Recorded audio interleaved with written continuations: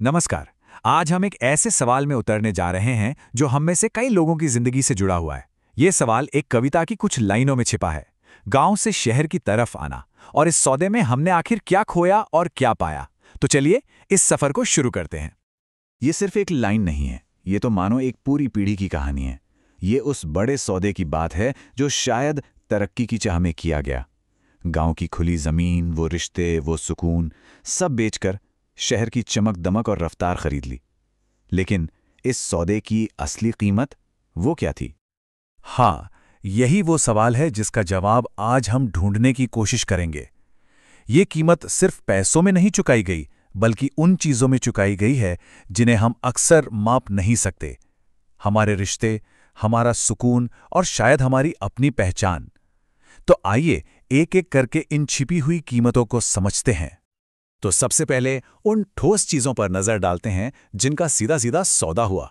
ये वो बदलाव हैं जिन्हें हम हर रोज देखते हैं, महसूस करते हैं।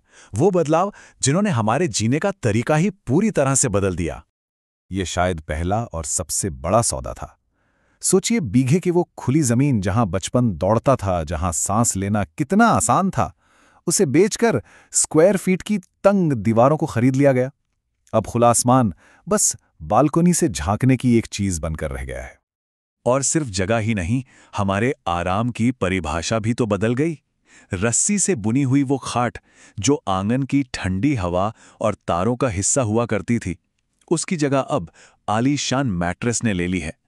आराम शायद बढ़ गया होगा, पर वो आंगन वाली सुकून की नींद, वो कहीं खो सी गई है।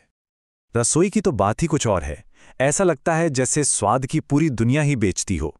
मिट्टी के चूल्हे का वो सौंधापन और उसके चारों ओर बैठकर खाना बनाने का जो मजा था, उसे गैस की तेज आंच और सुविधा के लिए बेच दिया गया। खीर तो आज भी बनती है, पर वो स्वाद और वो अपनापन शायद अब नहीं रहा। बिल्कुल वैसी ही पानी का स्वाद भी बदल गया। मिट्टी के घड़े का वो अमृत जैसा ठंडा पानी, उसकी जगह ले ली फ्रिज की बर्फीली ठंडक ने। मतलब हमने एक बार फिर से कुदरती सादगी को छोड़कर मशीन को अपना लिया। और आखिर में जिस जमीन से एक जुड़ाव था, उसे भी पॉलिश कर दिया गया। गोबर से लिपे वो ठंडे फर्श जो हमें मिट्टी से जोड़े रखते थे, उन्हें बेचकर चमचमाती टाइल्स खरीदी गईं। घर साफ और चमकदार तो हो गए, लेकिन मिट्टी की वो महक हमेशा के लिए चली गई। तो ये तो थी वो चीजें जिन्हें हम देख सकते हैं, पर अब बात करते हैं उस कीमत की जो हमारे सामाजिक ताने बाने ने चुकाई है। ये कहानी है रिश्तों के और उस अपनेपन के धीरे धीरे खत्म होने की। ये लाइन दिल को छू जाती है ना? जॉइंट फैमिली एक बड़े बरगद के पेड़ की तरह थी जो सबको अपनी छांव देती थी। शहर आने की होड़ में हम उस पेड़ से टूटी हुई टहनी जैसे हो गए जो धीरे धीरे मुरझाने लगती है। हमारी जड़ें पीछे ही छूट गईं। और ये बात कितनी सच्ची है। शहर के इस नए माहौल ने और हमारे व्यवहार ने हमारे रिश्तों को भी एक नया ही रूप दे दिया। जहां गांव में एक अपनापन था, वहीं अब व्यवहार और शब्दों में एक चालाकी सी आ गई है, जिसने दोस्तों को भी अनजान सा बना दिया है। आप देखिए, ये छोटे छोटे बदलाव ही थे जिनसे पूरा समुदाय बिखर गया।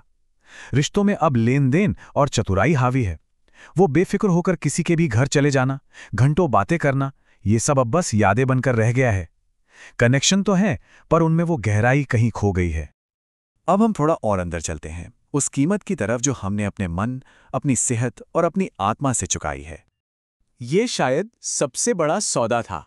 हमने संतोष बेच दिया, मतलब जो है उसमें खुश रहने की आदत, और बदले में खरीद ली तृष्णा, कभी ना खत्म होने वाली एक भूख और ज्यादा पाने की इच्छा। और इसी ने महंगाई को और भी बढ़ा दिया है। अब शहर की इस कभी ना खत्म होने वाली रेस में टिके रहने के लिए वो मासूमियत, वो भोलापन कहीं पीछे छोड़ना पड़ा।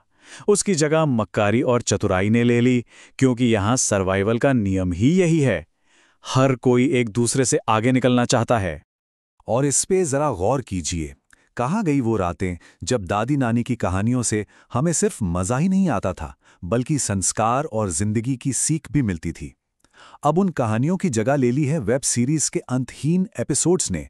एंटरटेनमेंट तो है, पर शायद वो जड़ें और वो नैतिक दिशा वो कहीं खो गई है।